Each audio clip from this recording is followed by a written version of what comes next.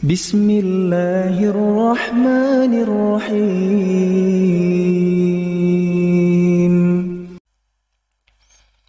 Alhamdulillah, kembali kita melanjutkan kajian tafsir salat. Dan insya Allah di kesempatan kali ini kita akan membahas tentang tafsir sholawat.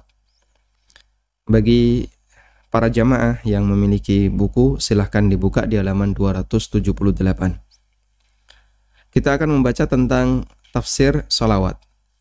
Setelah kita menyebutkan beberapa redaksi sholawat, dari redaksi yang pertama sampai redaksi yang terakhir, dan kita perhatikan bahwa dari sekian banyak redaksi sholawat itu mirip-mirip, maka saya kumpulkan jadi satu, kemudian di bagian belakang baru saya sebutkan tafsirnya. Yang pertama adalah kalimat Allahumma salli ala Muhammad. Allahumma salli ala Muhammad. Ya Allah, berikanlah salawat kepada Muhammad. Dari sini kita bisa mengambil kesimpulan bahwa kalimat salawat hakikatnya adalah doa agar Allah memberi salawat. Doa agar Allah memberi salawat. Sehingga saat kita mengucapkan Allahumma salli ala Muhammad, ya Allah berikanlah salawat kepada Muhammad, maka salawat dari kita, dari manusia untuk Nabi, adalah kita berdoa agar Allah memberikan salawat untuk sang Nabi Sallallahu Alaihi Wasallam. Selanjutnya, ulama berbeda pendapat mengenai makna salawat Allah kepada makhluknya. Pendapat yang pertama mengatakan salawat Allah untuk makhluknya adalah sana'ullahi alaihi, pujian Allah untuk makhluknya. Dan ini adalah pendapat yang masyhur di kalangan ulama, bersumber dari keterangan seorang ulama tabi'in yang bernama Abul Aliyah. Kita ingat-ingat ya, namanya Abul Aliyah. Bersumber dari keterangan Abul Aliyah yang diriwayatkan oleh Imam Bukhari dalam sahihnya. Imam Bukhari meriwayatkan, qala Abul Aliyah. Abul Aliyah mengatakan, salatullahi sana'uhu alaihi indal malaikah. Kata Abul Aliyah, salawat Allah artinya adalah pujian Allah untuk nabinya sallallahu alaihi wasallam indal malaikah, di hadapan para malaikat. Sehingga ketika kita berdoa Allahumma salli ala Muhammad, ya Allah berikanlah salawat kepada Muhammad, maka Allah subhanahu wa ta'ala, maka bentuk doa itu adalah kita mohon kepada Allah agar Allah memberikan pujian kepada Nabi Muhammad sallallahu alaihi wasallam di hadapan para malaikat. Apa pengaruh pujian Allah? Imam Ibnu Utsaimin rahimahullah, ketika beliau menjelaskan, ketika Allah memuji nabinya sallallahu alaihi wasallam di hadapan para malaikat, maka malaikat itu akan semakin mencintainya. Kemudian para malaikat akan memberikan kebaikan bagi sang nabi dengan cara mendoakan sang nabi sallallahu alaihi wasallam atau dengan cara yang lain. Baik. Sehingga saat Allah Subhanahu wa taala memberikan pujian kepada nabinya di hadapan para malaikat, maka pengaruhnya adalah malaikat akan semakin mencintainya, mencintai beliau dan mendoakan kebaikan untuk beliau sallallahu alaihi wasallam. Di samping tentu saja Allah taala akan melimpahkan kebaikan bagi sang nabi sallallahu alaihi wasallam. Sehingga dari sini kita bisa mendapatkan kesimpulan bahwa hakikat sholawat adalah doa. Hakikat sholawat adalah doa. Karena kita diajarkan bahwa ketika kita berhutang budi kepada orang lain, maka kita berterima kasih kepada beliau. Dan bentuk rasa terima kasih itu kita ungkapkan dalam bentuk mendoakan kebaikan untuk beliau. Kalau kita merasa berhutang budi dengan Nabi SAW, atau merasa hutang budi dengan sahabat, atau dengan siapapun yang kita anggap sebagai tokoh kita. Maka bentuk balas budi itu barangkali tidak bisa kita wujudkan dalam bentuk fisik, lalu kita wujudkan dalam bentuk doa. Sehingga kita tidak bisa ngasih hadiah untuk Rasulullah SAW. Anda mau ngasih apa? Kita tidak bisa ngasih misalnya fasilitas, kendaraan yang mewah, atau makanan yang lezat, atau apapun untuk Rasulullah SAW. Beliau sudah meninggal dunia. Demikian pula para pendahulu kita. Maka yang bisa kita lakukan adalah memberikan hadiah berupa doa bagi Rasulullah SAW dan para pendahulu kita. Sehingga di sini yang kedua, Allah memberikan salawat, artinya Allah memberkati. Ini pendapat yang kedua ya, ulama beda pendapat. Kemudian pendapat yang kedua adalah Allah memberikan salawat, artinya Allah memberkati makhluknya. Dan ini merupakan keterangan Ibnu Abbas radhiyallahu anhuma. Imam Bukhari mengatakan, qala Ibnu Abbasin yusalluna ay yubarrikun. Kata Ibnu Abbas, memberikan salawat artinya memberkati. Allah dan para malaikat memberi salawat artinya mereka memberkati untuk Rasulullah sallallahu alaihi wasallam. Ini pendapat Ibnu Abbas. Ketika beliau menafsirkan firman Allah di surat Al-Ahzab, innallaha wa malaikatahu yusalluna 'alan nabi. Ay yubarrikuna 'alan nabi sallallahu alaihi wasallam. Yang ketiga, salawat Allah untuk nabi artinya adalah Allah memuliakan sang nabi sallallahu alaihi wasallam. Dan ini merupakan pendapat Al-Halimi, salah seorang ulama Syafi'iyah. Al-Hafidh Ibnu Hajar menyebutkan, wa qala Al-Halimi fi Syu'ab makna salati 'ala nabi sallallahu alaihi wasallam ta'dhimuhu wa makna qauluna Allahumma salli 'ala Muhammad ay 'azzim Muhammadan. Kata Al-Halimi dalam kitab Asy-Syu'ab tentang makna salawat untuk Nabi SAW adalah memuliakan beliau, ta'dhimuhu. Sehingga ketika kita berdoa, Allahumma salli ala Muhammad, ya Allah berikanlah salawat kepada Muhammad, maknanya adalah Allahumma adzim Muhammadan. Maknanya adalah kita memohon, ya Allah agungkanlah, muliakanlah Nabi Muhammad sallallahu alaihi wasallam. Kemudian Al-Halimi melanjutkan makna memuliakan, wal muradu ta'dhimuhu fid dunya bi'i'la'i dzikrihi wa idhari dinihi wa ibqa'i syari'atihi. Dan yang dimaksud Allah memuliakan beliau adalah ketika di dunia adalah dengan Allah Ta'ala angkat penyebutan beliau. Maka nama Nabi SAW dikenang di mana-mana. Nama Nabi SAW disebut di mana-mana. Bi'i'la'i dzikri, Allah angkat nama beliau. Wa idhari dinihi, Allah menangkan ajaran agama beliau. Wa ibqa'i syari'atihi, dan Allah jaga sehingga syariatnya bertahan. Ini bentuk memuliakan Nabi SAW yang Allah berikan ketika di dunia. Nama beliau disanjung-sanjung oleh banyak masyarakat. Agama beliau dimenangkan dan syariat beliau sallallahu alaihi wasallam dijaga oleh Allah sehingga bertahan sampai kiamat.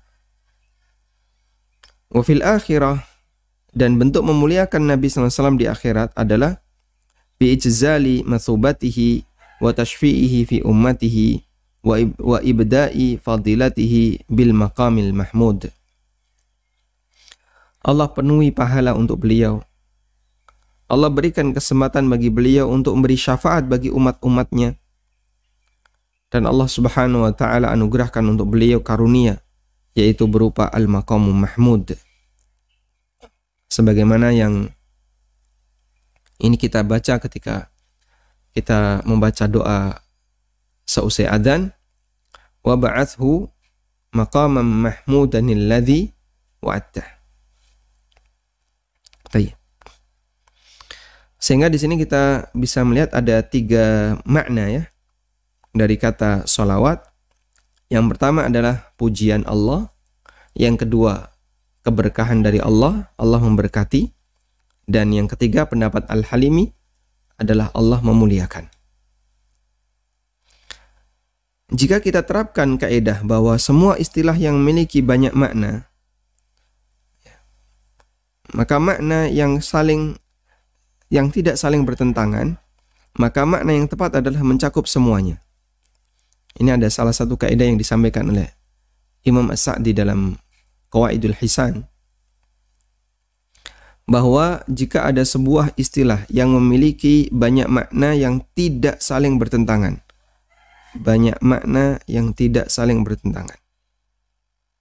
maka makna yang tepat adalah mencakup semuanya. Sehingga makna ya Allah berikanlah salawat bagi Muhammad, artinya pujilah Muhammad di hadapan para malaikatmu, muliakan beliau dan berkahi beliau. Nah, dengan cara seperti ini berarti makna salawat mencakup ketiga-tiganya yang tadi kita sebutkan. Sehingga apa makna salawat? Jawabannya adalah Allah memberkati beliau, Allah memuliakan beliau, Allah memuji beliau. Apa makna salawat Allah ketika kita membaca Allahumma sholli ala Muhammad? Berarti kita mohon kepada Allah agar Allah memberkati Nabi SAW, agar Allah memuliakan Nabi SAW, dan agar Allah memuji Nabi SAW.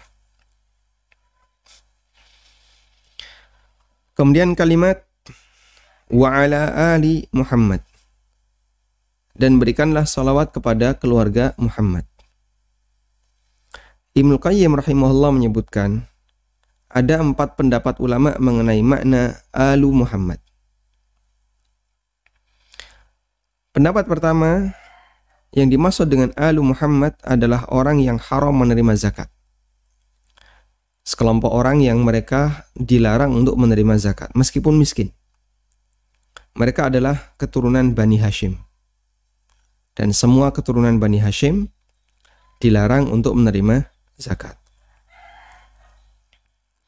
Lalu dari mana Bani Hashim itu bisa mendapatkan harta dari kaum muslimin? Jika mereka tidak mampu, Bani Hashim mereka dapat harta dari ghanimah.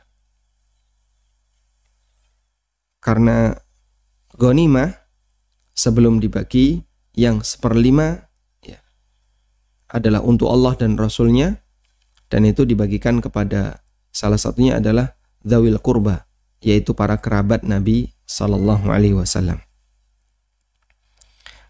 Kemudian yang kedua, mereka adalah keturunan beliau dan para istri beliau saja, sehingga tidak melebar, bukan Bani Hashim, tapi adalah keturunan Nabi sallallahu alaihi wasallam dan para istri Nabi sallallahu alaihi wasallam. Maka tidak masuk di sana paman-pamannya, tidak masuk di sana sepupu-sepupunya, sepupu-sepupu beliau. Tapi yang menjadi alu Muhammad adalah keturunan Nabi SAW dan para istri Rasulullah SAW. Yang ketiga adalah semua pengikut beliau sampai kiamat. Dan yang keempat adalah orang yang bertakwa di kalangan umat beliau Sallallahu Alaihi Wasallam. Di sini ada footnote nomor 30 ya. Kalimat alu fulan bisa bermakna seluruh pengikut fulan. Sehingga alu Muhammad bisa memiliki makna seluruh pengikut Muhammad. Asy-Syaukani menyebutkan keterangan pakar bahasa Nashwan al-Himyari, wa qad dhaba Nashwan al-Himyari imamul lughati ila annahum jami'ul ummah. Nashwan al-Himyari, salah satu pakar bahasa, berpendapat bahwa makna Alu Muhammad adalah seluruh umat beliau sallallahu alaihi wasallam. Alu Muhammad adalah seluruh umat Nabi sallallahu alaihi wasallam menurut makna yang ketiga yang tadi kita sebutkan. Dan dalil makna bahasa alu itu bisa mencakup seluruh pengikut adalah firman Allah Ta'ala. Allah berfirman, wa yauma taqumus sa'atu adkhilu ala fir'auna asyaddal adab.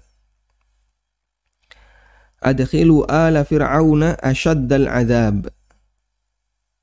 Dan pada saat kiamat dikatakan, adkhilu ala fir'aun. Masukkanlah alu fir'aun. Di sini ada kalimat alu fir'aun. Apa makna alu fir'aun? Makna alu fir'aun, keluarga Fir'aun, di sini adalah seluruh pengikut Fir'aun. Sementara orang yang beriman di kalangan keluarganya seperti istrinya, tentu saja tidak dimasukkan ke dalam azab. Istrinya Fir'aun, Asia, seorang muslimah. Dan bahkan disebutkan oleh Allah dalam Al-Quran. Allah jadikan sebagai permisalan. Ada orang yang menjadi istri penjahat, tapi dia wanita solihah. Sebaliknya, ada wanita yang menjadi istri Nabi, tapi dia jadi penjahat. Dan ketika Allah menyebutkan adkhilu ala fir'aun, masukkanlah keluarga Fir'aun ke dalam neraka, apakah istrinya masuk? Jawabannya tidak. Kenapa? Karena istri Fir'aun seorang muslimah. Tidak mungkin dia disiksa bersama Fir'aun. Bahkan Allah Subhanahu wa ta'ala janjikan untuk istrinya Fir'aun, yaitu Asia, akan mendapatkan istana ketika di akhirat. Dan kita juga bisa melihat salah satu di antara makna alu adalah pengikut. Ketika Allah Subhanahu wa ta'ala memberikan koreksi terhadap doanya Nabi Nuh alaihi salatu wassalam. Innahu laisa min ahlik.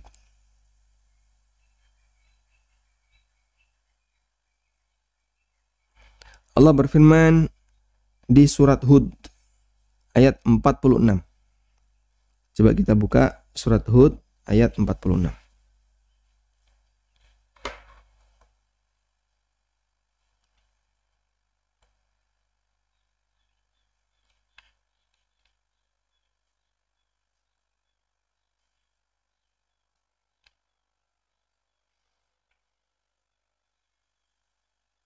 Di ayat 46 Allah Subhanahu wa ta'ala berfirman, atau sebelumnya ya, kita coba lihat di ayat 45.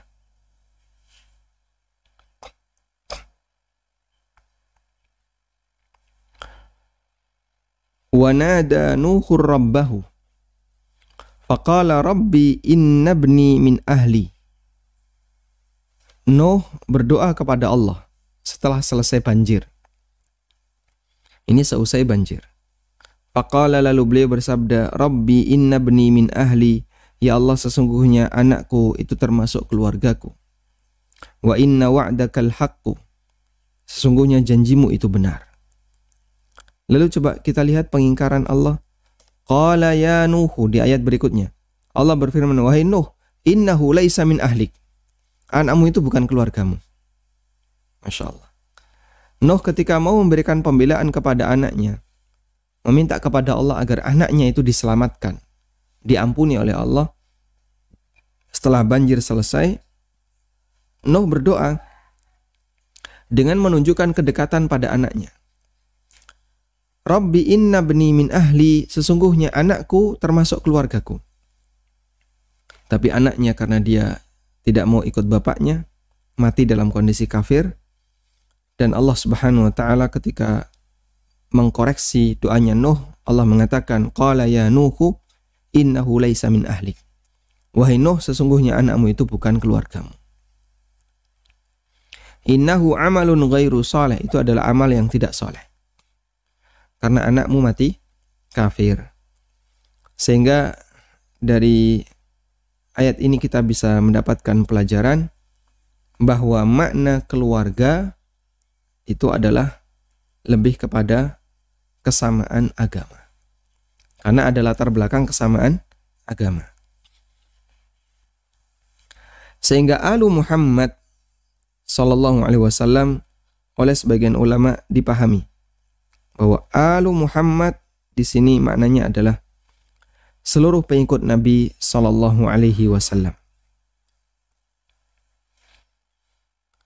Selanjutnya, Ibnu Qayyim menegaskan, dari keempat pendapat ini, yang paling mendekati adalah pendapat pertama, dan kemudian pendapat kedua. Sementara pendapat ketiga dan keempat adalah lemah karena Nabi SAW telah menjelaskan siapa keluarga beliau. Beliau mengatakan, Annas sadaqata la tahillu li ali Muhammadin sallallahu alaihi wasallam, bahwa sedekah itu tidak halal untuk keluarga Muhammad sallallahu alaihi wasallam. Beliau juga pernah berdoa, Allahumma ja'al rizqa ali Muhammadin qutan. Ya Allah, jadikanlah rizki keluarga Muhammad. Di sini ada kalimat alu Muhammad. Ya Allah, jadikanlah rizki keluarga Muhammad qutan, cukup untuk makan. Sehingga doa Nabi SAW, beliau mohon kepada Allah agar rizki keluarga Muhammad SAW ketika beliau masih hidup, beliau mohon kepada Allah cukup untuk kebutuhan makan, sehingga tidak perlu meminta-minta kepada orang lain. Lalu Ibnu Qayyim menegaskan, semua dalil ini menunjukkan bahwa makna Alu Muhammad tidak mencakup umum semua umat beliau, tapi hanya khusus untuk keluarga beliau sallallahu alaihi wasallam. Dan pendapat ini pula yang dinilai lebih kuat oleh Al-Hafidh Ibnu Hajar sebagaimana keterangan beliau di Fathul Bari. Nah, meskipun tidak menutup kemungkinan bahwa makna alu juga bisa kita pahami sebagai seluruh pengikut Nabi SAW dan orang yang bertakwa di kalangan umat beliau sallallahu alaihi wasallam. Selanjutnya kita akan beralih kepada kalimat kama shallaita ala Ibrahim. Sebagaimana engkau telah memberikan salawat kepada Ibrahim. Dan ya sebagai tambahan ya, dalam salah satu redaksi salawat di situ ada kalimat wa azwajihi wa dzurriyyatihi. Allahumma salli ala Muhammad wa azwajihi wa dzurriyyatihi. Coba kita ulang di atas ya. Allahumma salli ala Muhammad wa azwajihi wa dzurriyyatihi. Dalam salawatnya Abu Humaid As-Sa'idi, Allahumma salli ala Muhammad wa azwajihi wa dzurriyyatihi. Dalam salawatnya Abu Humaid As-Sa'idi. Sudah kita baca. Dan ini salah satu di antara penguat bahwa makna alu Muhammad adalah azwajuhu wa dzurriyyatuhu. Istri beliau dan keturunan beliau sallallahu alaihi wasallam. Berikutnya kita akan membaca kalimat kama shallaita ala Ibrahim. Sebagaimana engkau telah memberikan salawat kepada Ibrahim. Di situ ada kalimat kama yang artinya sebagaimana. Sehingga di situ ada bentuk penyerupaan. Dan bentuk penyerupaan ini memiliki dua kemungkinan makna. Di sini saya sebutkan ada sebuah footnote 31, coba kita baca. An-Nawawi menyebutkan ulama berbeda pendapat mengenai hikmah kalimat salawat. berikanlah sholawat bagi Muhammad sebagaimana sholawat untuk Ibrahim. Padahal Nabi Muhammad SAW lebih afdol daripada Ibrahim. Jadi kalau ada bentuk penyerupaan,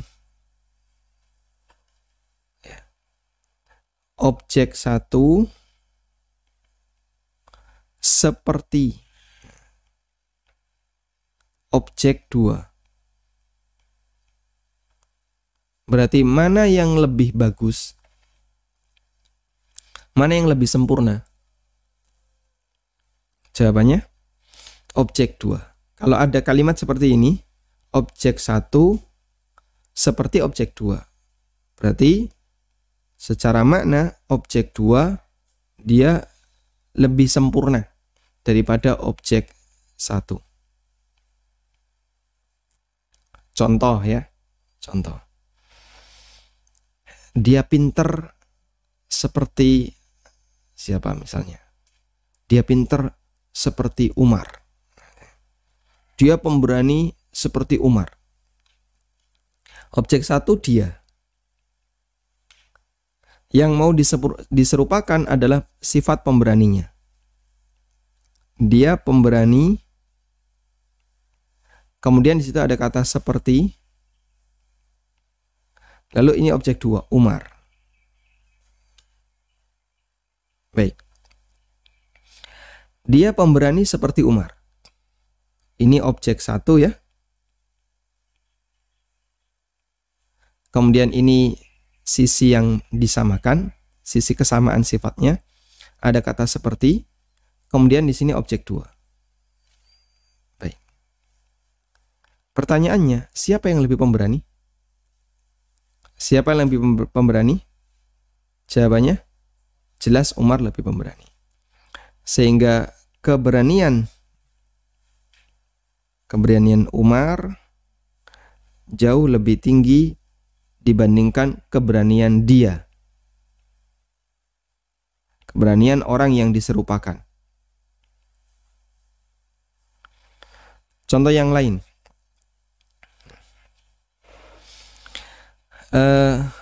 Wajahmu misalnya. Wajahmu seperti rembulan. Wajahmu seperti bulan. Wajahmu ini apa? Objek 1.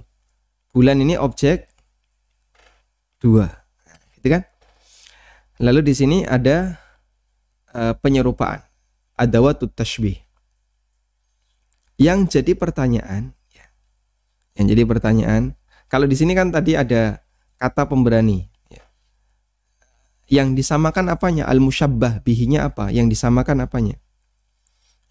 Wajahmu seperti bulan. Ini yang disamakan apa? Wah, teng brocel, jerawatnya maksudnya ya. Wajahmu banyak jerawat seperti permukaan bulan. Orangnya marah kalau kayak gini. Tapi kalau yang dimaksud wajahmu cerah seperti bulan, maka yang diseramakan ada kecerahannya. Sehingga bisa di sini wajahmu. Ini ada titik-titik ya. Titik-titik wajahmu ini bulan. Mana yang lebih tinggi? Ya, tentu bulan. Ini bisa diisi titik-titik ini cerah. Cerah wajahmu ya tentu saja di bawah cerahnya bulan. Atau apa? Jerawat wajahmu tentu saja tidak lebih parah dibandingkan yang ada di bulan. Baik. Paham insyaallah di sini? Nah, sekarang ada kalimat berikanlah salawat kepada Muhammad sebagaimana salawat untuk Ibrahim. Di sini ada lafaz sebagaimana salawat untuk Ibrahim. Kama shallaita ala Ibrahim. Berarti di situ sedang kita lakukan perbandingan ya. Sedang kita lakukan tashbih salawat untuk Nabi Muhammad. Allahumma salli ala Muhammad sallallahu alaihi wasallam seperti salawat untuk Ibrahim sallallahu alaihi wasallam. Baik. Di sini ada kata seperti Allahumma salli ala Muhammad kama sallaita ala Ibrahim. Kalau kita pakai kaidah-kaidah seperti di atas, ini tadi kebalik yang bulan ini ya. Ini harusnya di sini bulan, ini wajah. Kalau kita gunakan kaidah seperti di atas, ya. Bulan, ini wajah.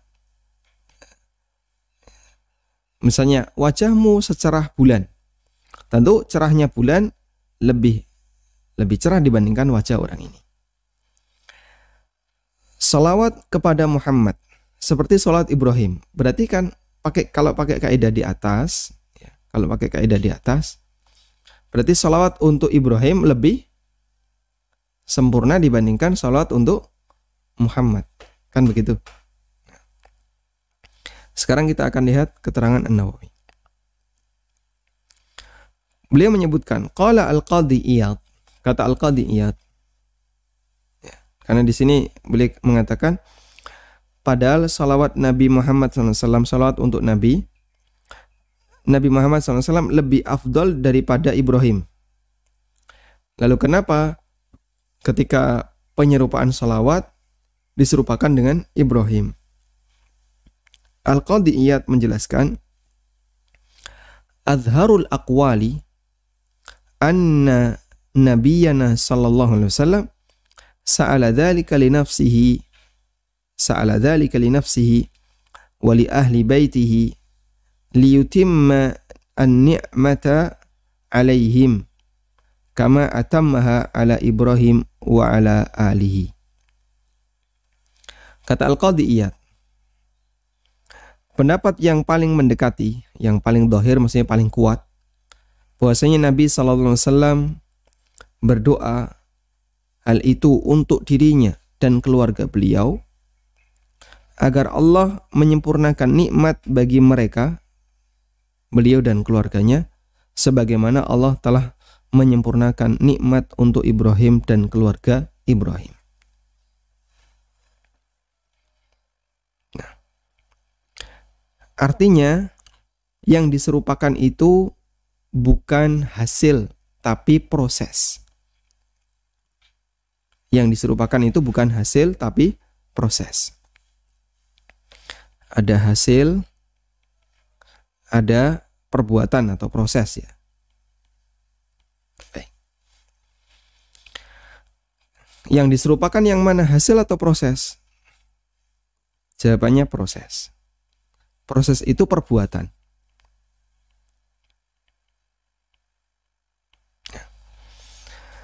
Contohnya kayak gini ya.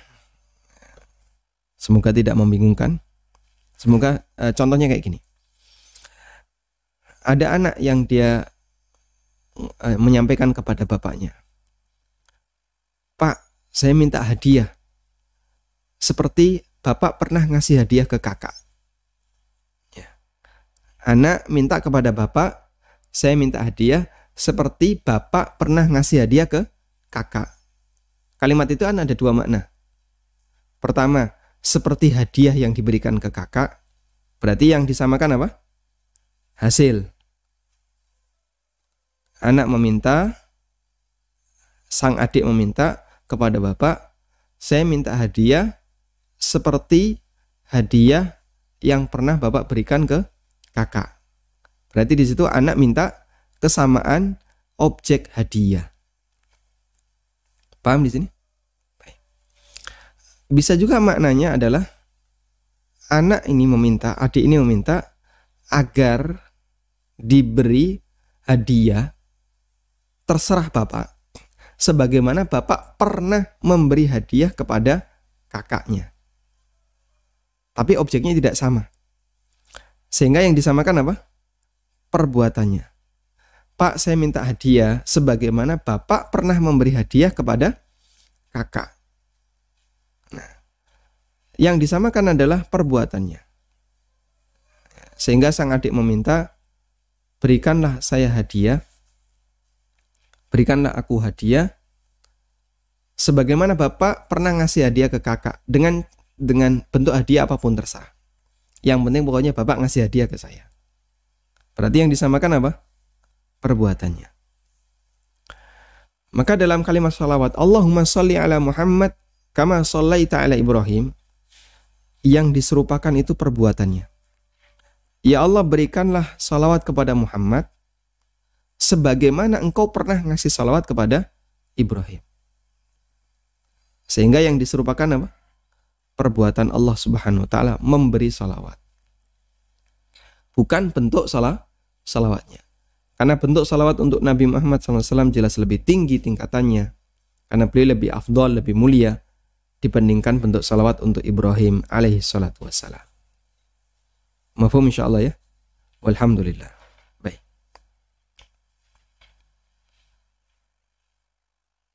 Nah,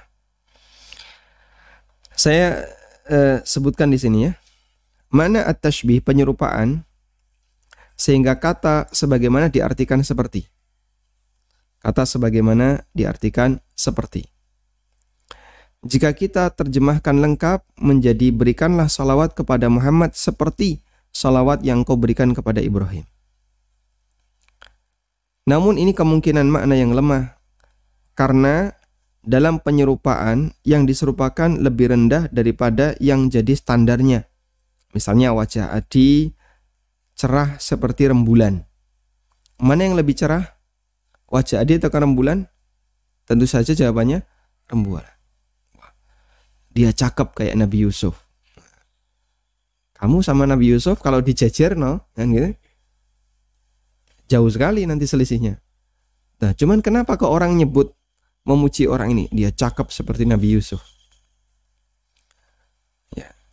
Nah, karena yang namanya penyerupaan itu sekalipun dia jauh di bawah kualitas standar diperbolehkan. Ya. Contoh yang lain misalnya apa? Dia dermawan seperti siapa? Seperti fulan. Tentu fulan akan lebih dermawan dibandingkan orang ini. Sehingga kalimat berikanlah salawat kepada Muhammad seperti salawat yang kau berikan kepada Ibrahim memberikan makna bahwa salawat untuk Ibrahim lebih sempurna dibandingkan salawat untuk Muhammad. Dan ini tidak tepat. Karena Nabi SAW lebih mulia dibandingkan Ibrahim. Makna yang kedua adalah ta'lil. Makna yang kedua adalah ta'lil. Jadi kalimat kama shallaita ala Ibrahim, kama di situ diartikan sebagai ta'lil, bukan tashbih. Terjemah yang umum dalam bahasa kita sudah benar, yaitu diterjemahkan dengan kata sebagaimana. Sehingga diterjemahkan berikanlah salawat kepada Muhammad sebagaimana engkau pernah memberikan salawat kepada Ibrahim. Sehingga kita memohon salawat untuk Nabi Muhammad SAW sebagaimana Allah telah memberikan salawat kepada Ibrahim. Berarti yang dinyatakan kama di situ adalah perbuatan, bukan hasil ya. Ini kita bicara perbuatan, bukan hasil.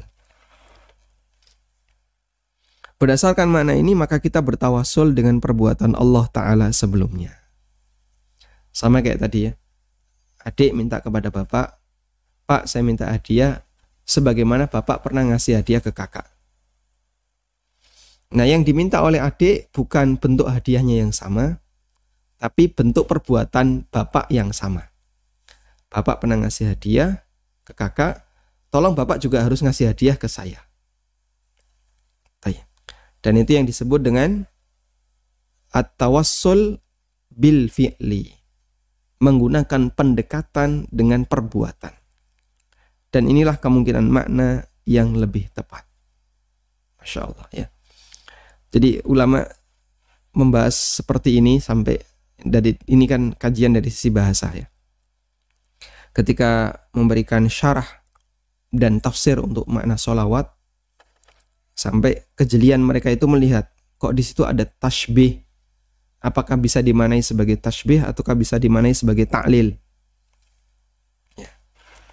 Jadi kalimat kama shallaita ala Ibrahim ini ada dua makna. Bisa dimaknai sebagai tashbihun,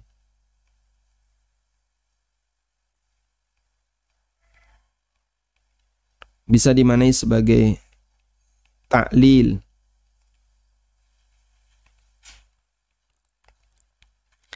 Kalau ini sama objek, kalau ini sama perbuatan. Dan yang lebih kuat adalah pendapat yang kedua. Wallahu ta'ala alam. Demikian yang bisa kita sampaikan. Semoga menjadi pengantar yang bermanfaat. Dan kita masih memiliki beberapa kalimat dari salawat yang belum kita baca tafsirnya. Insya Allah akan kita pelajari di pertemuan berikutnya insyaallah ta'ala. Wassallallahu ala nabiyyina Muhammadin wa ala alihi wa sahbihi wa sallam.